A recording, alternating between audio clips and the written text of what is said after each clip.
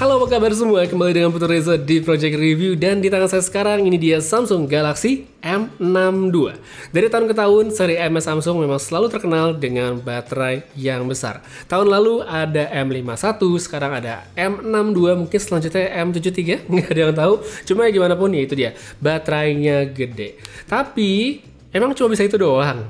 By the way, sebelum mulai, saya mau ngomongin soal harganya dulu, karena ini adalah sesuatu yang penting sekali. Kenapa penting? Karena kalau ngelihat di website resmi Samsung, Galaxy M62 ini dihargai Rp5.999.000 alias kalau dibulatkan 6 juta. Tapi, kalau kita lompat ke marketplace, saya cukup kaget karena ternyata banyak banget toko yang jual di angka 4,7, 4,8 hingga 5 juta.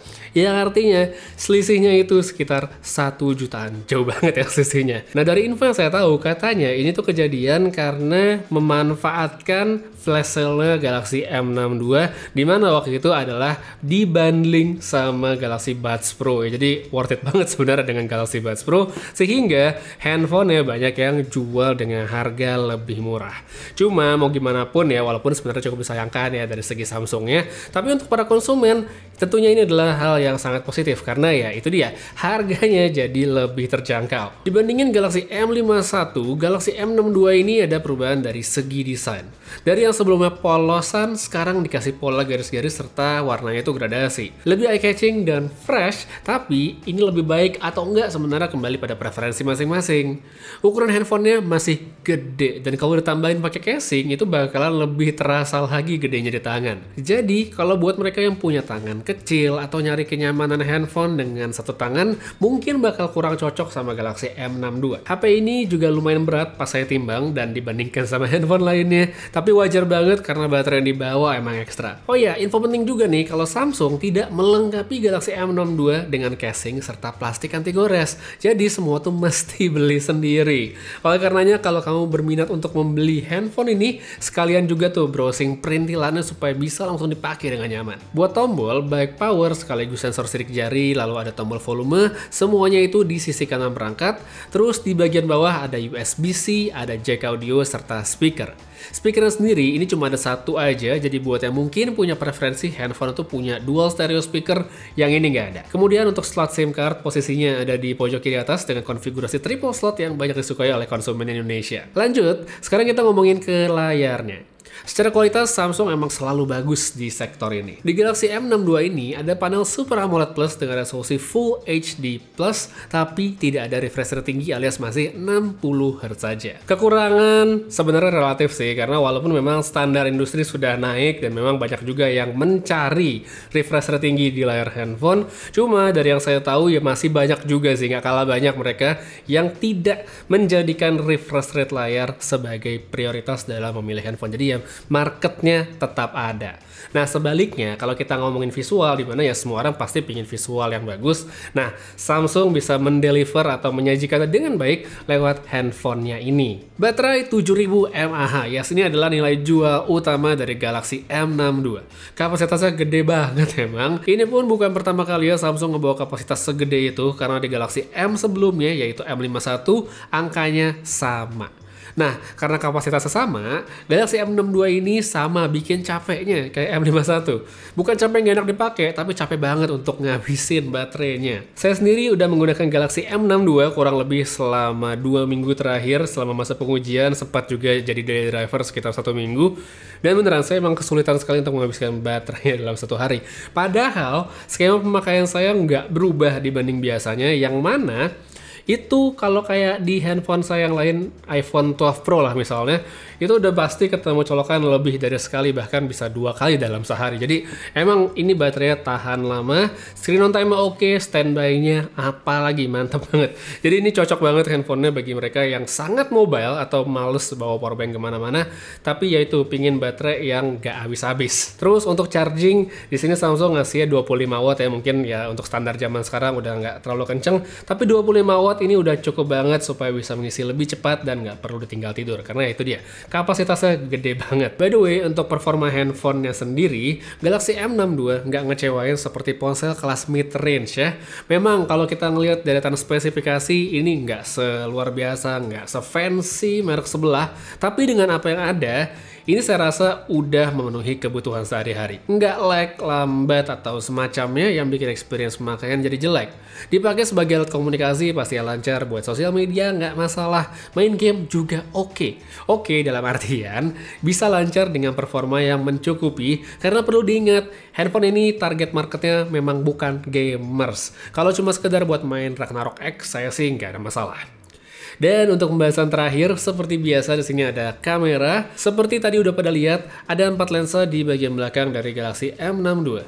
Konfigurasi yang dibawa tergolong standar aja, tapi buat saya sih wajar karena M62 memang lebih fokusnya ke bagian baterai. Buat foto, kalau dari penglihatan saya, ini sebenarnya udah lengkap sekali untuk handphonenya Samsung. Mode-mode yang disediakan itu banyak, baik untuk foto maupun video, termasuk ada mode Pro alias manual yang nggak basa-basi.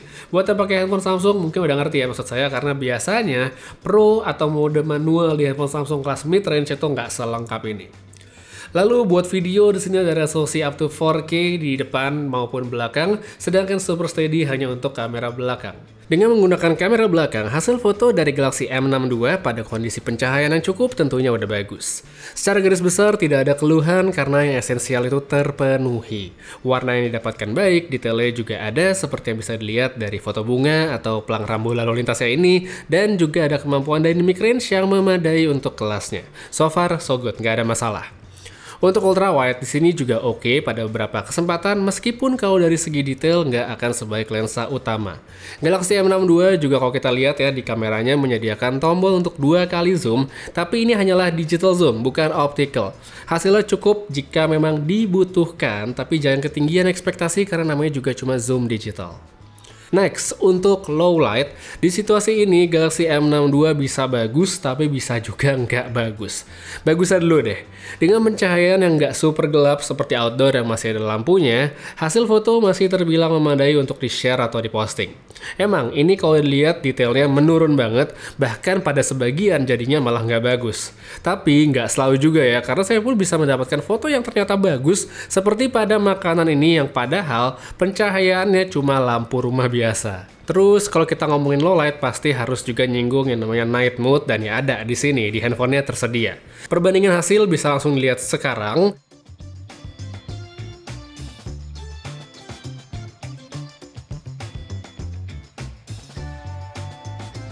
Kalau tadi udah ngomongin kamera belakang, sekarang kita pindah ke kamera depan. Inilah yang mungkin menurut saya paling kurang dari Galaxy M62.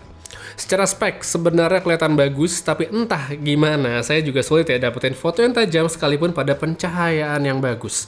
Pada kondisi low light kualitasnya lebih turun lagi dan bisa dilihat dari detailnya. Cukup disayangkan, padahal harusnya ini bisa bagus. Masuk ke video, Galaxy M62 kelihatan menjanjikan, paling tidak dengan kemampuan 4K kamera belakang maupun depan. Selain itu, ada Pro Video juga bagi mereka yang mungkin butuh pengaturan manual.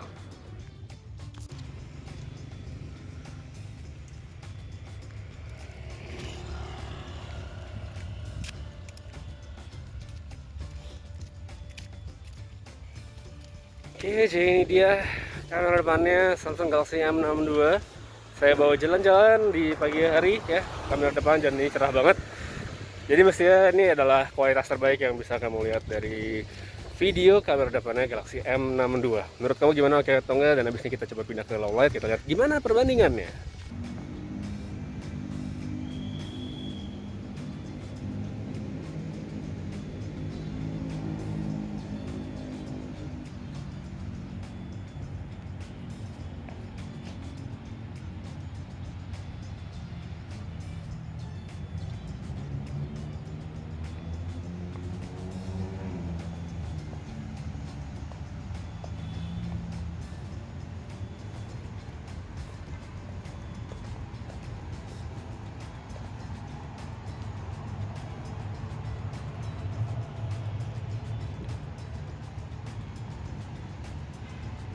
Ya, ini dia kamera depannya Samsung Galaxy M62. Kondisinya di malam hari dengan pencahayaan outdoor yang sebenarnya cukup baik. Ya, cahayanya nggak gelap-gelap banget, banyak lampu di sekitar saya, dan beginilah hasilnya. Ini dipakai sambil jalan ya, nggak ada stabilizer dan segala macam. Hasilnya seperti ini. Audio bisa didengar, dan di belakang ada manajer saya sedang berjoget-joget. Padahal ini bukan TikTok ya, tapi joget-joget nggak apa-apa. Bisa mendapat kamu tentang hasil kameranya tadi yang belakang, depan gimana, low light dan terang pada kolom komentar di bawah. So overall, untuk apa yang ditawarkan Samsung lewat Samsung Galaxy M62 dan mempertimbangkan harga produknya paling tidak dari angka marketplace yang 47, 48 hingga 5 juta. Ini adalah handphone yang menarik sekali, luar biasa menarik untuk dimiliki, khususnya bagi mereka yang memprioritaskan baterai besar. Performa overall oke, tapi ya perlu diingat ini memang bukan handphone paling ngebut di segmennya, bukan handphone dengan kamera paling bagus di segmennya, tapi itu dia, mencukupi kebutuhan bagi mereka yang memang termasuk dalam target marketnya. Jadi apakah kamu adalah salah satunya? Itu cuma kamu yang bisa menentukan. Dan buat yang memang tertarik untuk melihat lebih detail atau mungkin mau langsung beli, bisa langsung cek link yang ada pada kolom deskripsi di bawah. Untuk sekarang kayak segitu aja dulu untuk review singkat Samsung Galaxy M62. Terima kasih banyak udah nonton sampai habis. Putri Reza pamit, sampai ketemu lagi di video berikutnya. Jaga kesehatan selalu dan seperti biasa, have a nice day.